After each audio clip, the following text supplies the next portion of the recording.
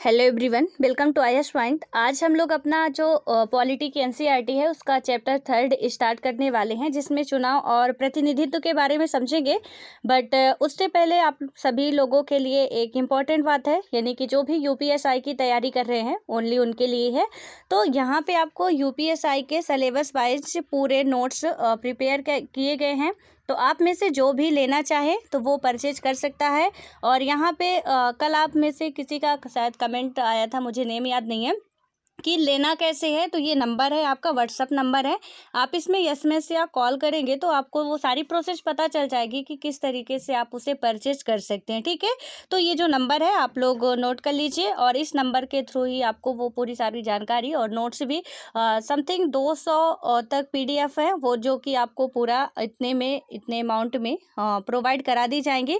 तो जो भी इंटरेस्टेड हो, सबके लिए नहीं, जो इंटरेस्टेड हो, पूरा सिलेबस वाइज है, यानी कि आपकी जो भी है रीजनिंग है, जीएस है, जीके है, जितना भी है सब कुछ आपका वो कवर मिलेगा। तो आपको कहीं भटकने की ज़रूरत नहीं पड़ेगी। तो आप लोग इसमें इस नंबर पे संपर्क करके ले सकते हैं। ठीक है, सो अब हम आते हैं अपने चैप्टर। यहाँ पे हम देख रहे थे कि जो हमारा अध्याय 3 है, और इसमें अभी जो इसके पहले 2 अध्याय हमने कंप्लीट किया है। तो वहाँ पे संविधान क्यों बना था, कैसे बना था, उसकी क्या नीड थी, उसको हमने देखा पहले चैप्टर में। सेकेंड चैप्टर में हमने बात की कि संविधान में कुछ अधिकार थे। ठीक है, तो सिर्फ अधिकार के अलावा भी बहुत सारी ऐसी चीज़ें थी जो कि आप सभी लोगों को नहीं पता थी। तो वहाँ से वो चीज़ें कवर किए हम लोग, जैसे कि निवारक नज़रबंदी हो गई, आपके जो रीट आते हैं, जो हमारे सार्वभौमिक यदि बात करें, तो जो संवैधानिक उपचारों का अधिकार है हमारा लास्ट वाला, उसमें से जो हमारी 5 रीटें थी। ठीक है, तो उनको हम लोगों ने कवर किया। और यहाँ पे वो रिट जो है वो आपके लिए बहुत इंपॉर्टेंट है। एंड एक बार आज उसे फिर रिवाइज कर लेते हैं, फिर इस चैप्टर को स्टार्ट करते हैं। और आई होप कि आप लोग उसे नोट भी कर लिए होंगे तो अच्छा होगा, और यदि नहीं किए हैं तो उसे कर लीजिए, क्योंकि क्या होता है ना कि इससे क्वेश्चन काफ़ी ज़्यादा बनते हैं, और तो हमें ये चीज़ें पता होनी चाहिए। तो हमने पहला देखा था बंदी प्रत्यक्षीकरण, और मैंने आपको संधि विच्छेद कर करके समझाने की कोशिश की थी कि आपको वो डिटेल से समझ में आ जाए कि किसी को आप बंदी बनाते हो तो उसे न्यायालय में पेश करने के लिए ये रिट जारी की जाती है, यदि आप नहीं पेश करते हो, और यदि न्यायालय को लगता है कि गैर कानूनी तरीके से। और ये जो वर्ड है ना, कुछ मैंने जो इंपॉर्टेंट वर्ड बताए थे, जैसे ये गैर कानूनी या असंतोषजनक होता है, उसका मतलब वो सॉलिड प्रूफ नहीं मिल पाता, तो उसे न्यायालय छोड़ भी सकता है। दूसरा आता आपका परमादेश।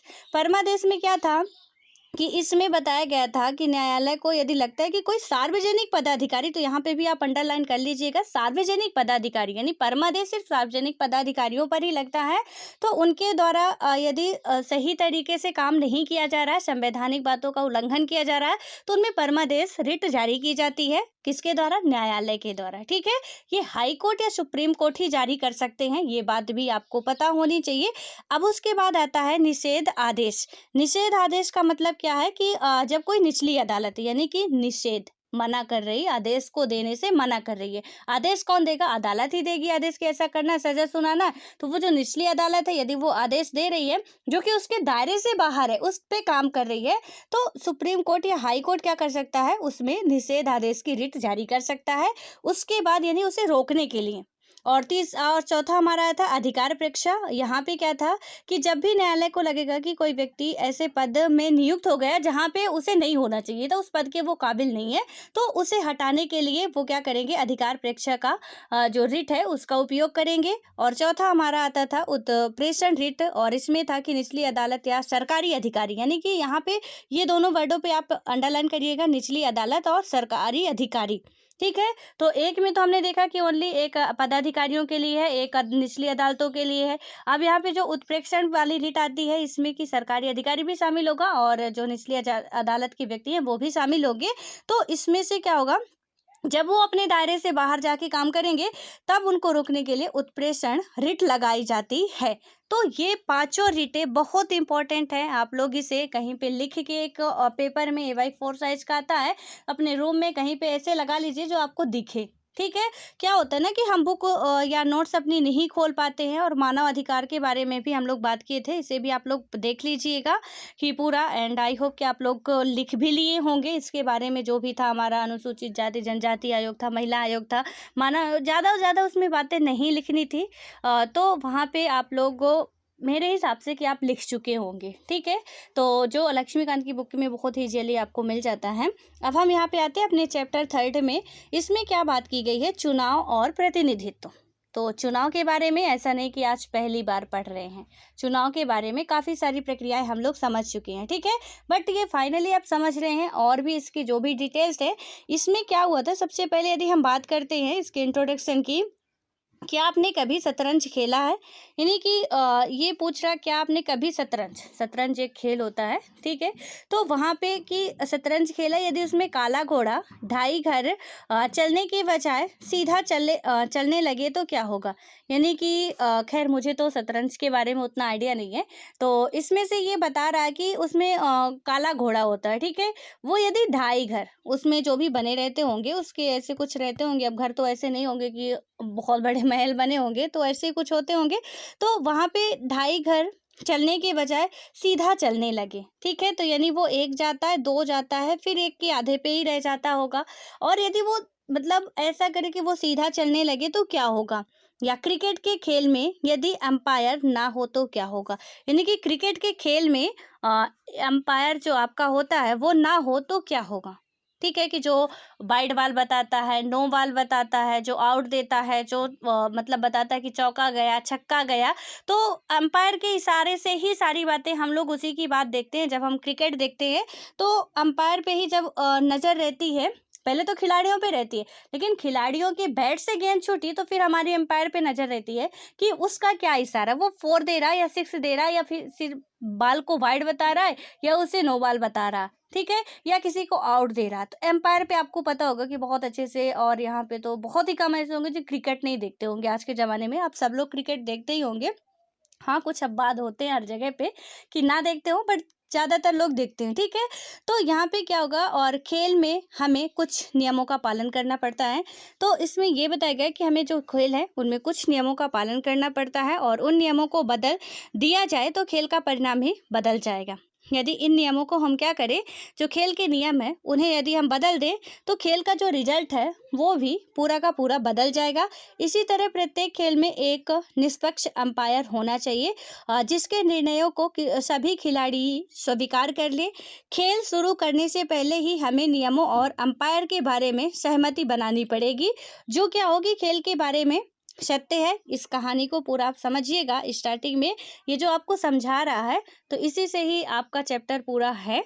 तो इसमें क्या बताया गया है कि यानी एक अंपायर होना चाहिए, चाहे वो खेल कोई भी, मतलब ऐसा नहीं कह सकते, आप माने कि एक लीडर होना चाहिए, ठीक है, कि जिसकी सब लोग बात माने। यहाँ पे जितने क्रिकेटर हैं तो या कि दर्शक भी हैं, वो यही बताया ना मैंने कि हमारी निगाहें एम्पायर पे ही टिकी रहती है। पहले तो हम देखते हैं कि जो हमारे विराट कोहली जी हैं उनके द्वारा ये जो बॉल आती है उसको कैसे हैंडल किया जाता है, चौका जाता है, छक्का जाता है, या आउट हो जाते हैं, या जो जडेजा जी हैं वो क्या करते हैं। लेकिन बाद में फिर हमारी तो निगाहें एम्पायर पे ही होती हैं कि भाई अभी ये क्या इशारा कर रहे हैं, इनके हाथों का इशारा ही मतलब सब कुछ कह जाता है, क्योंकि वो बोलते नहीं, हाथों से ही बताते हैं, ठीक है। तो यहाँ पे क्या हुआ कि खेल के बारे में सत्य है कि वही चुनाव के बारे में भी सत्य है, जैसे कि खेल के बारे में सत्य है कि अंपायर के बारे में सहमति बनानी पड़ती है पहले से ही, और एम्पायर होना चाहिए, वैसे ही बिल्कुल एग्जैक्टली चुनाव के बारे में भी ये सत्य घटना है कि चुनाव संपन्न कराने के भिन्न भिन्न नियम और व्यवस्थाएं हैं।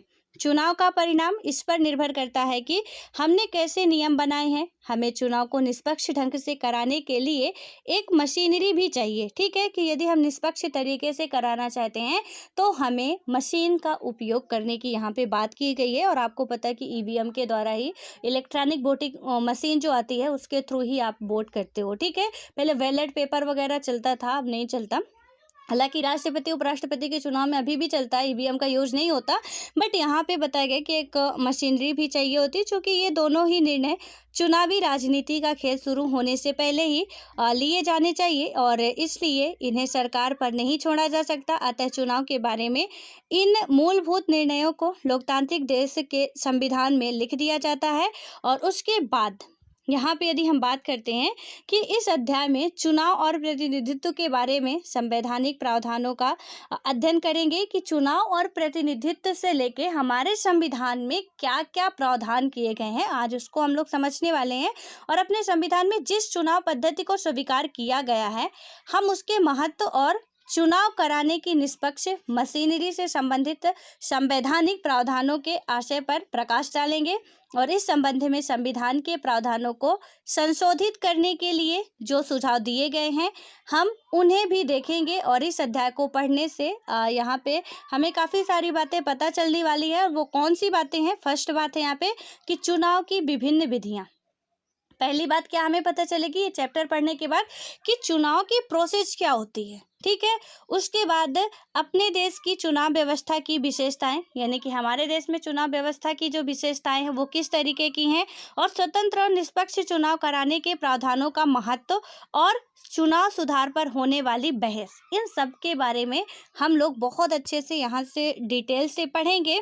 और बेहतर होगा कि थोड़ा सा आप एकदम बुकिश ना बन के कुछ प्रैक्टिकली नॉलेज लेंगे कि जो आपके आसपास होता है उस तरीके से समझने की कोशिश करेंगे। तो क्योंकि आप भी किसी स्टेट से बिलोंग करते हो, किसी डिस्ट्रिक्ट में आते हो, किसी गांव में आते हो, तो किसी कस्बे में या किसी नगर पालिका में आप कहीं ना कहीं से आते हो, ठीक है। ऐसा नहीं कि आसपास पे लटका हुआ कोई, तो आपको वो सारी प्रोसेस पता होगी, ठीक। क्योंकि भारत में जो प्रोसेस हमारे यहाँ है वही प्रोसेस आपके स्टेट में भी होगी, वही प्रोसेस दूसरे स्टेट में भी होगी।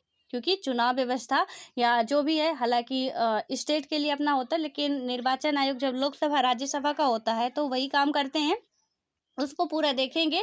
तो यहाँ पे क्या होता है, चुनाव और लोकतंत्र। यहाँ पे यदि हम देखते हैं कि जो हमने देखा कि चुनाव और प्रजातंत्र के बारे में 2 प्रश्न पूछकर अध्याय की शुरुआत करें यदि, तो इसमें क्या होता है, क्या बिना चुनाव के लोकतंत्र कायम रह सकता है? यानी पहला क्वेश्चन कि क्या चुनाव के बिना लोकतंत्र कायम रह सकता है। और दूसरी बात करें, अब यहाँ पे यदि हम बात करते हैं तो क्या होता है, नेक्स्ट क्वेश्चन आपका आता है, क्या बिना लोकतंत्र के चुनाव हो सकता है? तो ऑब्वियस है कि ये क्वेश्चन तो उठना ही चाहिए कि क्या यदि चुनाव नहीं होता तो लोकतंत्र हमारा कायम रह सकता है।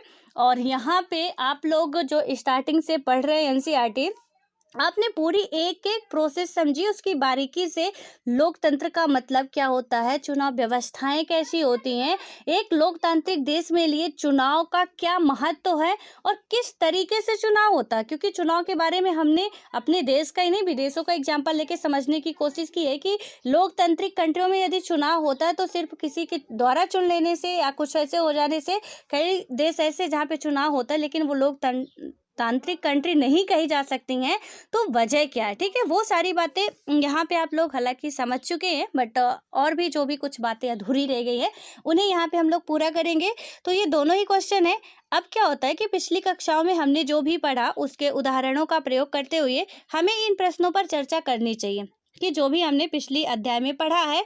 और यहाँ पे क्या होता है, पहला प्रश्न हमें एक बड़े लोकतंत्र में चुनाव की आवश्यकता के बारे में याद दिलाता है। पहला क्वेश्चन जो है वो जो हमें बताए कि क्या लोकतंत्र कायम रह सकता है या नहीं रह सकता, तो एक बड़े लोकतांत्रिक कंट्री में वो चुनाव की आवश्यकता के बारे में याद दिलाता है, ठीक है। कोई भी निर्णय लेने में सभी नागरिक प्रत्यक्ष रूप से भाग नहीं ले सकते, अतः लोग अपने प्रतिनिधि को चुनते हैं, इसलिए चुनाव महत्वपूर्ण हो जाता है। और जब भी क्या होता है कि भारतीय लोकतंत्र के बारे में सोचते हैं तो सहज ही हमारा ध्यान पिछले चुनावों पर चला जाता है। आज चुनाव पूरी लोकतांत्रिक प्रक्रिया के जाने पहचाने प्रतीक हो गए हैं। हम प्रायः प्रत्यक्ष और अप्रत्यक्ष लोकतंत्र में अंतर करते हैं। और प्रत्यक्ष लोकतंत्र में क्या होता है कि नागरिक रोजमर्रा के फैसलों और सरकार चलाने में सीधे भाग लेते हैं। प्राचीन यूनान के नगर राज्य प्रत्यक्ष लोकतंत्र के उदाहरण माने जाते हैं। जो प्राचीन यूनान के नगर राज्य हैं वो क्या माने जाते हैं, यानी प्रत्यक्ष लोकतंत्र के एग्जाम्पल आप कह सकते हो। और अनेक लोगों के लिए स्थानीय सरकारें, खास तौर पर से यदि हम बात करें कि ग्राम सभाएं, प्रत्यक्ष प्रजातंत्र का निकटतम एग्जाम्पल। लेकिन क्या होता है, जब लाखों लाख लोगों को निर्णय लेना हो तो इस प्रकार के प्रत्यक्ष लोकतंत्र को व्यवहार में नहीं लाया जा सकता। इसलिए जनता के शासन का अर्थ सामान्यतः जनता के प्रतिनिधियों के द्वारा चलने वाले शासन से है। ठीक है, तो इसका पूरा इस पैराग्राफ का मतलब समझिए आप क्या है कि जो मैंने अभी आपको पहले ही बताया कि हम जो पहले से पढ़ चुके हैं कि बड़े बड़े लोकतांत्रिक कंट्री के लिए चुनाव जरूरी क्यों है, क्योंकि बहुत सारे ऐसे फैसले हैं जो हमें लेना है, तो हम हर एक जनता को शामिल नहीं कर सकते हैं और ये पूरी प्रोसेस पहले समझ चुके हैं। ठीक है, आपको यदि याद आ रहा हो तो वहाँ पे हमने देखा था कि यदि हम सबको शामिल करते हैं तो समस्याएं क्या क्या बनती हैं। सपोज हमें किसान को लेके बिल बनाना है, अब हमने क्या किया, एक एक किसान से पूछना स्टार्ट कर दिया। अभी तो हमारे जो प्रतिनिधि है उन्होंने संसद में पेश किया बिल, लोकसभा में गए, राज्यसभा में गए, देन राष्ट्रपति के सिग्नेचर हुए, बिल पास हो गया। ठीक है, लेकिन यदि क्या हो कि ऐसा कर दिया जाए कि एक एक पर्टिकुलर हर एक इंसान से आपको पूछना है, हमें किसान बिल लाना है, उसके लिए हम हर एक किसान से बात करेंगे, और जब हम हर एक किसान से बात करेंगे तो ऐसे में तो हमारे कोई भी काम बिल्कुल ऐसा हो ही नहीं सकता कि वो पूरे हो जाए, क्योंकि आप कुछ और कहेंगे, हम कुछ और कहेंगे, तीसरे का कुछ और ही मत होगा, चौथे का कुछ और ही होगा, पांचवें का कुछ और ही होगा। हो सकता है कि 10 में से एक का मत समान मिल जाए, बाकी सबके अलग अलग अलग अलग। अब उसमें से किसका मानोगे आप? सारे तो लोकतांत्रिक कंट्री में रह रहे हैं, सबकी तो बातों का हमें सम्मान करना है, सबके अधिकार है कि हम उनकी बातों को माने, लेकिन हम मानेंगे किसका फिर? तो समस्याएं बहुत क्रिटिकल हो सकती हैं कि यदि हम चुनाव नहीं कराते, कि यहाँ पे हम बात करते हैं ना कि क्यों इतना खर्चा करते, क्यों जरूरी है, क्या है, कैसी प्रोसेस है, तो वो सारी चीज़ें यहाँ पे शायद कि अब आप लोग एक एजुकेटेड पर्सन की तरह जब भी कभी डिस्कस डिबेट करने बैठेंगे तो बात करेंगे, ये दुनिया की हवाबाजी छोड़ के बात करेंगे, क्योंकि हमें क्या होता है, सारी चीज़ें इधर उधर की समझ के, यानी कि तर्कों के आधार पर हमें बात करनी चाहिए, प्रूफ जो होते हैं हम उन्हें उनके आधार पर बात करनी चाहिए। ऐसे ही नहीं कि किसी ने कह दिया ऐसा है तो हमने मान लिया कि ऐसा है। इसलिए पढ़ना और समझना बहुत ज़रूरी है। तो यहाँ पे पूरा ये प्रोसेस हमने समझा कि उनके प्रतिनिधि जब होंगे तो वो थोड़ा ठीक रहेगा कि 10 लाख पे एक मेंबर है, यानी कि 10 लाख की जनता का यदि उस 10 लाख को एक मेंबर क्या है कि उनके प्रतिनिधित्व के रूप में काम कर रहा है, तो ये माना जाता है कि उनकी भी सहमति है।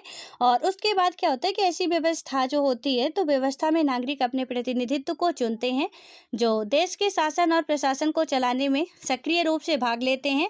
इन प्रतिनिधियों को चुनने की विधि को चुनाव या निर्वाचन कहते हैं।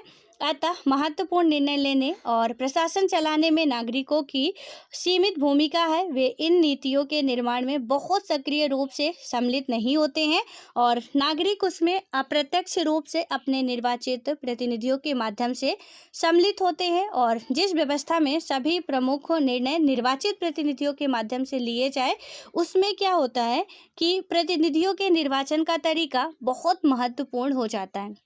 जब यहाँ पे प्रतिनिधियों के द्वारा नागरिकों के लिए निर्णय लिए जाते हैं, तो फिर प्रतिनिधियों का जो निर्वाचन है वो भी एक बहुत इम्पोर्टेंट काम हो जाता है। ठीक है, कि ऐसे ही नहीं निर्वाचित कुछ उन्हें कर सकते हैं। और दूसरा क्या होता है, जो दूसरा आपका क्वेश्चन था, हमें इस बात की याद दिलाता है कि सभी चुनाव लोकतांत्रिक नहीं होते। जो सभी चुनाव होते हैं वो लोकतांत्रिक नहीं होते हैं। अब कैसे नहीं होते हैं? क्या होता है कि बहुत सारे गैर लोकतांत्रिक देशों में भी चुनाव होते हैं। वास्तव में गैर लोकतांत्रिक शासक स्वयं को लोकतांत्रिक साबित करने के लिए बहुत आतुर रहते हैं।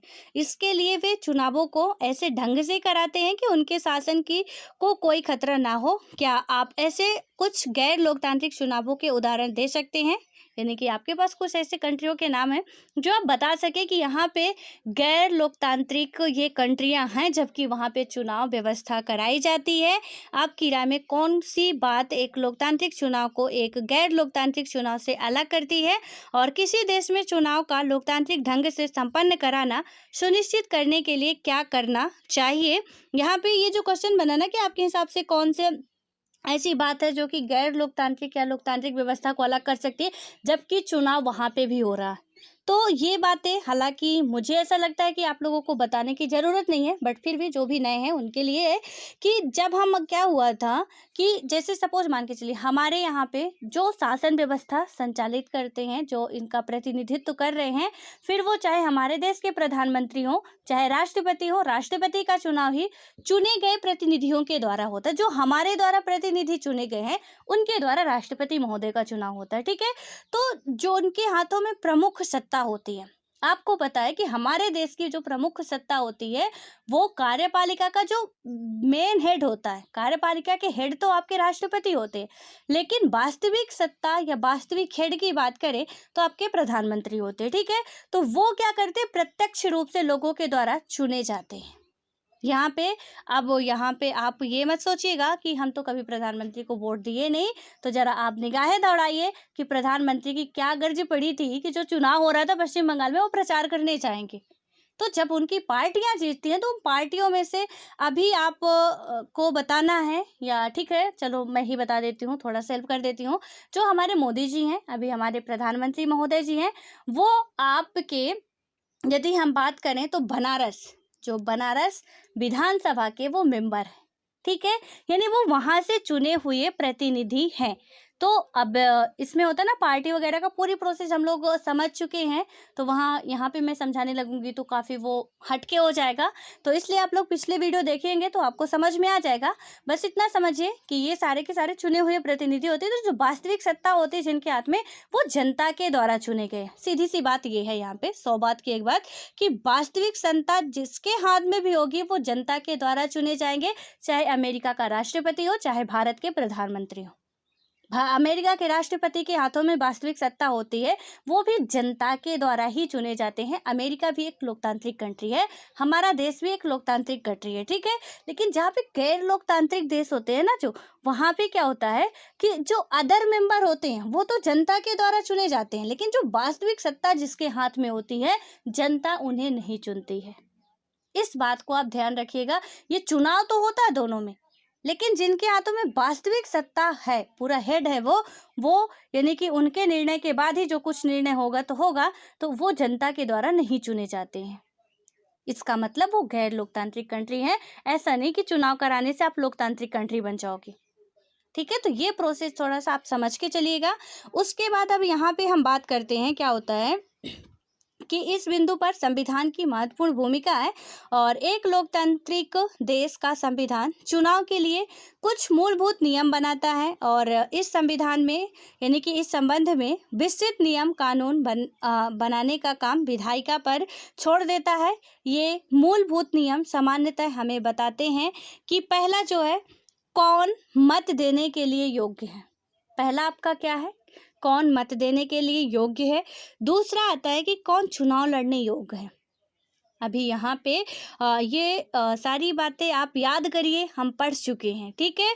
उसके बाद आता है कि कौन चुनाव की देखरेख करेगा, मतदाता अपना प्रतिनिधित्व कैसे करेंगे, मतगणना कैसे होगी, और प्रतिनिधियों का चुनाव कैसे होगा। यानी कि इतनी बातें ये बहुत इंपॉर्टेंट हो जाती है। हमारे संविधान में इनका ही वर्णन किया गया है, इनके बारे में विस्तार से चर्चा की गई है कि कैसी प्रोसेस होगी, क्या व्यवस्थाएं होगी, कौन मतदाता होगा, कौन वहाँ पे प्रतिनिधि होगा, वो सारी बातें इसमें बताई गई हैं। कौन चुनाव कंडक्ट कराएगा, कौन नहीं कराएगा, कौन उसमें शामिल हो सकता है, कौन नहीं हो सकता है, तो इसके बारे में बताया गया है, ठीक है। यदि हम बात करते हैं कि अन्य लोकतांत्रिक संविधानों की भांति भारत का संविधान भी इन सभी प्रश्नों का उत्तर देता है। आप देख सकते हैं कि इनमें यानी कि इसमें पहले 3 प्रश्न का लक्ष्य एक स्वतंत्र और निष्पक्ष चुनाव है, जिसे लोकतांत्रिक चुनाव कहा जा सके। अंतिम 2 प्रश्नों का जो लक्ष्य है न्यायपूर्ण प्रतिनिधित्व है, और इस अध्याय में हम चुनाव के बारे में संवैधानिक प्रावधानों के इन 2 पहलुओं पर चर्चा करने वाले हैं, ठीक है। और उसके बाद अब हम यहाँ पे बात करते आता है हमारा कि भारत में चुनाव व्यवस्था, अपने इंडिया में जो चुनाव व्यवस्था है उसकी डिटेल से समझे क्या होता है इसमें। कि यदि हम देखें कि ऊपर आपने जो भी चुनाव की विभिन्न विधियों या व्यवस्थाओं पर गौर किया होगा, आपको आश्चर्य भी हुआ होगा कि यह सब क्या है, ठीक है। आपने चुनाव के समय चुनाव प्रचार के लिए अपनाए जाने वाले विभिन्न तरीकों के बारे में पढ़ा होगा कई सारे हथकंडे अपनाए जाते हैं चुनाव के टाइम में, और पढ़ा नहीं तो देखा ज़रूर होगा, ठीक है। लेकिन क्या हुआ कि चुनाव के विभिन्न तरीके क्या हैं? चुनाव संचालन की एक व्यवस्था है और इसके लिए अधिकारी और नियम भी हैं। देन उसके बाद क्या होता है, जो बताते हैं कि क्या करें और क्या ना करें चुनाव, यानी कि क्या चुनाव का या चुनाव व्यवस्था का यही अर्थ है। आपको आश्चर्य हो सकता है, क्योंकि यदि हम देखें कि क्यों संविधान में यह लिखने की ज़रूरत पड़ी कि मतगणना कैसी होगी और प्रतिनिधि कैसे चुने जाएंगे, क्या वह स्वयं ही स्पष्ट नहीं है। उसके बाद यानी कि ये संविधान में हम ऐसे ही बना लेते, अपने हिसाब से बना लेते कि कैसे क्या, बट इसे संविधान में लिखने की ज़रूरत क्यों पड़ी, तो ये भी क्वेश्चन बनता है। और उसके बाद पूरे विश्व में ऐसे ही चुनाव होता है, हमें इसके बारे में क्यों सोचना चाहिए, ठीक है। तो अभी आपको पता चलेगा कि क्यों सोचना चाहिए। हालांकि यदि थोड़ा बहुत भी मैंने बोला ना कि आप बिल्कुल प्रैक्टिकली रहिएगा, अपने आसपास का देखिए, तो इन क्वेश्चन का आंसर आप बिना पढ़े भी बता सकते हैं कि चुनाव व्यवस्था लिखने की ज़रूरत क्यों पड़ी। देन उसके बाद यहाँ भी ये नियम कानून बनाने की ज़रूरत क्यों पड़ी, और ज़रूरत यदि ये नहीं बनाए जाते, बनाते बनाते तो काम गड़बड़ हो जाता है, और यदि ये नहीं बने होते तो क्या होने वाला था, ठीक है। उसके बाद अब क्या होता है कि हमें इसलिए सोचना चाहिए कि क्योंकि यह प्रश्न उतना सरल नहीं है जितना हमें लगता है। हम अपनी ही चुनाव व्यवस्था में इतना लीन है कि हमें लगता है कि कोई और तरीका हो ही नहीं सकता। लोकतांत्रिक चुनाव में जनता वोट देती है, ठीक है, और उसकी इच्छा ही तय करती है कि कौन चुनाव जीतेगा। लेकिन लोगों के द्वारा अपनी रुचि को व्यक्त करने के अनेक तरीके हो सकते हैं, और उनकी पसंद की गणना करने की भी बहुत सारी विधियां हो सकती हैं। खेल के इन अलग अलग नियमों से इस बात का फैसला यानी कि बदल सकता है कि जीत किसकी होगी। कुछ नियम ऐसे हैं जिनसे क्या होता है कि बड़े दलों, जो भी बड़ी पार्टियां होती हैं, कि बड़े दलों को लाभ पहुंचता है। कुछ नियमों से छोटे खिलाड़ियों यानी कि छोटे दलों को भी मदद मिलती है। कुछ नियम बहुसंख्यक समुदाय के हित में जाते हैं, तो कुछ अन्य अल्पसंख्यक के संरक्षण देते हैं। तो इसमें यदि हम बात करें, एक नाटकीय ढंग से उदाहरण समझे कि ऐसा कैसे होता है, ठीक है। तो इसमें है कि जो सबसे पहले यानी कि सबसे आगे वही जीता। जो ये आप में से मुझे याद नहीं किसका क्वेश्चन था, बट एक क्वेश्चन आया था एक बार कि यहाँ पे जो मेजोरिटी के आधार पर ही विजयी क्यों होते हैं, ठीक है। तो वो बिल्कुल आप ध्यान से सुनिएगा, आज की मेजोरिटी के आधार पर क्यों विजयी होते हैं।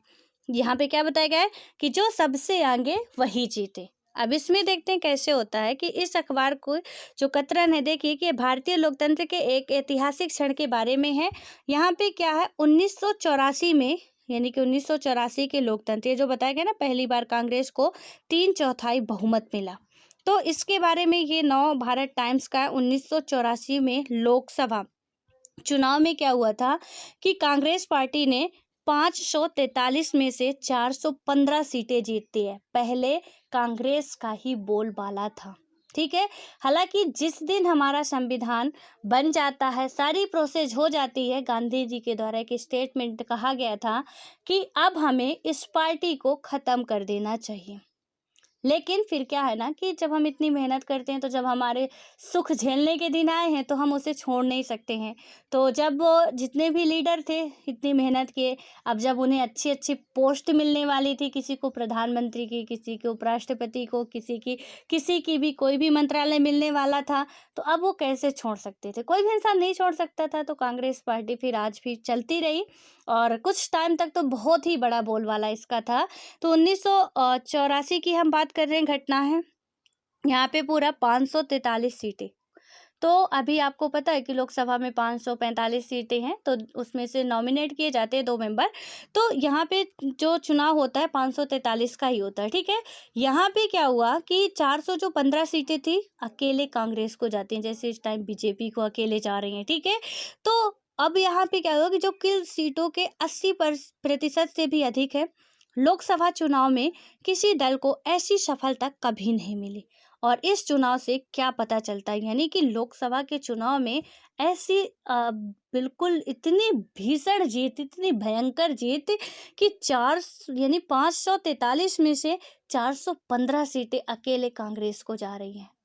ठीक है, हर इलाके पे कांग्रेस का बोलबाला। मैंने कल सुप्रीम कोर्ट का भी एक केस समझाया था आपको कि कहीं न कहीं वहाँ भी कुछ सुप्रीम कोर्ट भले ही कहते स्वतंत्र थी, लेकिन बाद में सुप्रीम कोर्ट धीरे-धीरे अपने हक को समझी और उसके बाद वो अपना खुद से निर्णय वगैरह लेने लगी, लेकिन बाद में उन्हीं के आदमी के एक ही थाली के चट्टे-बट्टे थे, तो वहाँ पे भी कहीं न कहीं समस्या क्रिएट करते थे ये लोग।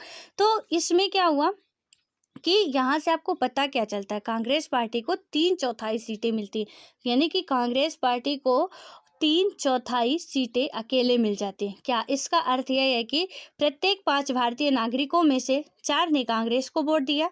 वास्तव में क्या यह कि हम बात करें कि वास्तव में नहीं। और नीचे दी गई तालिका को देखें और कांग्रेस पार्टी को 48% वोट मिले। इसका अर्थ यह हुआ कि कुल मिलाकर जितने लोगों ने मतदान किया, उनमें से 48% लोगों ने कांग्रेस को वोट दिया। लेकिन पार्टी की को क्या हुआ कि 80% से भी अधिक सीटें मिली। अन्य दलों के प्रदर्शन की को देखें तो भाजपा को 7.4% वोट मिले, लेकिन 1% से कम सीटें मिली। ऐसा कैसे हुआ? यानी कि 7.4% सीटें मिलती हैं, लेकिन 1% से कम मिलती हैं। और ऐसा कैसे हो सकता है? यहाँ पे ये जो लिखा इसकी लिस्ट है पूरी। 1984 के लोकसभा चुनाव में प्रमुख दलों द्वारा प्राप्त सीटें और यानी कि प्राप्त वोट और सीटें, ठीक है। तो यहाँ पे कांग्रेस, भाजपा, जनता पार्टी, लोकदल, यमी मकपा और तेलुगु देशम, द्रमुक जो हैं, अन्ना द्रुमक जो हैं और अकाली दल थे और असम गण परिषद थे। इनमें से आप देख सकते हो कि कांग्रेस को इतनी सीटें मिलती हैं, इन्हें इतनी सीटें मिलती, भाजपा को 2 सीटें मिलती हैं। इनका परसेंटेज जबकि था 7.2%। और उसके बाद जनता पार्टी को 10 सीटें मिलती हैं। ये पूरा आप देखिए यहाँ पे। उसके बाद क्या होता है कि ऐसा इसलिए हुआ क्योंकि हम अपने देश में चुनाव की एक विशेष विधि का पालन करते हैं और इस व्यवस्था में पूरे देश को, यानी कि जो विशेष विधि है वो क्या होती है कि पूरे देश को 543 निर्वाचन क्षेत्रों में बांट दिया गया। ठीक है, पूरे देश को। आपको पता है कि लोकसभा की जो सीटें हैं, क्वेश्चन पूछा जाता है कि लोकसभा में कितनी सीटें हैं? 545 है, जिसमें से 2 नॉमिनेटेड होते हैं, 543 जो होते हैं वो इलेक्टेड मेंबर होते हैं। ठीक है, तो इसमें क्या हुआ कि जो 543 है निर्वाचन क्षेत्रों में बांटा गया। प्रत्येक निर्वाचन क्षेत्र से एक प्रतिनिधि चुना जाता है, यानी कि प्रत्येक निर्वाचन क्षेत्र से एक प्रतिनिधि चुना जाता है। उस निर्वाचन क्षेत्र में जिस प्रत्याशी को सबसे अधिक वोट मिलते हैं, उसे निर्वाचित घोषित कर दिया जाता है। यानी कि उस निर्वाचन क्षेत्र में जिसे भी सबसे अधिक वोट मिलेंगे, मेजोरिटी के आधार पर वो क्या होता है, विजयी होता है। ठीक है, उसके बाद अब हम बात करते हैं यहाँ पे कि यह ध्यान रखना जरूरी है कि इस व्यवस्था में जिस प्रत्याशी को अन्य सभी प्रत्याशियों से अधिक वोट मिल जाते हैं, उससे ही निर्वाचित घोषित कर दिया जाता है। विजयी प्रत्याशी के लिए यह जरूरी नहीं है कि उसे कुल मतों का बहुमत मिले। ठीक है, और इसके बाद इस विधि को जो सबसे आगे वही जीते प्रणाली फर्स्ट, यानी कि बात करें first fast the post system कहते हैं। और चुनावी दौड़ में जो प्रत्याशी अन्य प्रत्याशियों के मुकाबले सबसे आगे निकल जाता है, वही विजयी होता है। और इसे बहुलवादी व्यवस्था भी कहते हैं। संविधान इसी विधि को स्वीकार करता है। तो हमारा संविधान ये नहीं कहता कि 10 लाख, हर 10 लाख में एक मेंबर आपका चुना जाता है। ठीक है, तो उन 10 लाखों में से हमारा कॉन्स्टिट्यूशन बिल्कुल नहीं कहता आपको कि आप क्या करो यहाँ पे कि 10 लाख में से यदि 9 लाख की वोट आपको मिलती है तो हम क्या करेंगे, आपको विजयी घोषित करेंगे। जी नहीं, यदि वहां पे से 10,000 मेंबर भी वोट डालने आ रहे हैं, तो 10,000 में से यदि आपको 8,000 भी वोट मिल रही है, लेकिन सबसे ज़्यादा आपको मिल रही हैं, सारी पार्टियों से ज़्यादा मिल रही हैं, तो विजयी आप होंगे। आई होप कि आप मेरी बातों को समझ रहे होंगे कि ये जरूरी नहीं कि 10 लाख पे एक प्रतिनिधि चुना जाता है तो 10 के 10 लाख वोट डालने आए और उनमें से फिर जो ज़्यादा पाएगा वही विजयी होगा। बिल्कुल ऐसा नहीं है। यदि उनमें से 10,000 भी वोट डालने आते हैं, लेकिन क्या होता है कि उनमें से आपको जितने भी वोट पड़ रहे हैं, चाहे 2 वोट ही क्यों ना पड़े या 3 वोट पड़ रहे हैं, तो 2 आपको मिल रहे हैं और एक अदर पार्टी को मिल रहे हैं, तो विजयी आप हुए।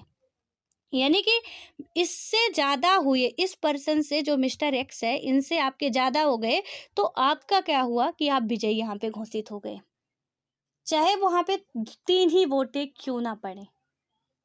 तो इससे आई होप कि अब आप समझ रहे होंगे कि ये जो व्यवस्था रखी गई थी कि इसमें ये नहीं कि यही सारे लोग वोट डालेंगे, जितने भी डाल रहे हैं उनमें से आपको ज़्यादा मिल रही है, यानी आप विजयी हो।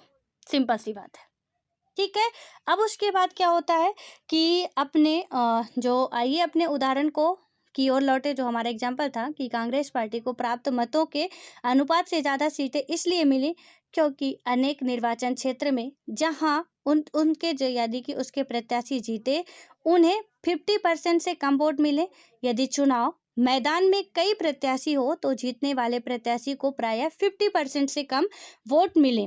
यानी कि इसमें क्या बताया गया है कि जो कांग्रेस पार्टी थी, ठीक है, तो उन्हें प्राप्त मतों के अनुपात से ज़्यादा सीटें मिली, इसलिए क्योंकि अनेक निर्वाचन क्षेत्रों में जहां उसके प्रत्याशी जीते उन्हें 50% से कम वोटें मिले। और यदि चुनाव मैदान में कई प्रत्याशी हों तो जीतने वाले प्रत्याशी को प्रायः 50% से कम वोट मिलते हैं और सभी हारने वाले प्रत्याशियों के वोट बेकार चले जाते हैं, क्योंकि इन वोटों के आधार पर उन प्रत्याशियों या दलों को कोई सीट नहीं मिलती है। और मान लीजिए कि किसी पार्टी को प्रत्येक निर्वाचन क्षेत्र में 25% वोट मिले, लेकिन अन्य प्रत्याशियों को उससे भी यदि हम देखें कि उससे भी कम वोट तो मिलते हैं, और उस स्थिति में केवल 25% या उससे भी कम वोट पाकर कोई दल सभी सीट जीत सकता है। ठीक है। तो यहाँ पे बस आप ये जो चुनाव प्रक्रिया है थोड़ा सा इस पे ध्यान दीजिएगा, क्योंकि हम जो समझते हैं वो ऐसा नहीं कि जितने लोग हैं वो सब वोट डालें, सब आए सब पाएं, ऐसा कुछ नहीं है। अपनी पार्टी जीत रही, हम जीत रहे हैं। ठीक है। तो यहाँ से कुछ ऐसा फंडा चलता है। और इसके बाद होता है समानुपातिक प्रतिनिधित्व। तो इसके बारे में हम लोग अपना नेक्स्ट वीडियो में बात करेंगे। तो यहाँ पे क्योंकि इससे ये जो है, मैं चाहती हूँ कि आपको इतना डिटेल से समझा दूँ कि फिर दोबारा कहीं पढ़ने की ज़रूरत ना पड़े। चुनाव से रिलेटेड जो भी बातें हैं आपकी, कि आप अपने देश की चुनाव व्यवस्था को इतना बेहतर तरीके से समझ लें हम लोग यहाँ पे, कि पूरी जो भी उसकी प्रोसेस होती है, कितने वोट पर कैसे क्या, यदि फ्यूचर में आप भी चाहे कि हमें भी कभी इलेक्शन लड़ना है तो आपके पास वो सारी नॉलेज होनी चाहिए कि कभी यूपीएससी से मन उब जाए तो चलो भाई अब हम भी इलेक्शन लड़ लेते हैं। राजनीति तो पढ़ी ही थी हमने, तो अब राजनीति कर भी लेते हैं। तो अच्छा होगा कि आप लोग इसे और अच्छे तरीके से समझे।